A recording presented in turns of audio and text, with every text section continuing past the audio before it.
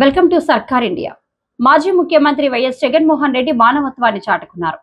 విజయవాడ వారధి వద్ద వృద్ధురాలిని బస్సు ఢీకొనడంతో 2 కాళ్లకి తీవ్ర గాయాలై శోకిస్తున్న తరుణంలో శిశు విహార్ నుండి తాడేపల్లి తిరిగి వస్తున్న వైఎస్ జగన్మోహన్ రెడ్డి ప్రమాద వివరాలను తెలుసుకుని వృద్ధురాలిని ఆసుపత్రిలో చేర్పించే బాధ్యతను ఎమ్మెల్సీ అరుణ్ కుమార్ కు పురమాయించారు.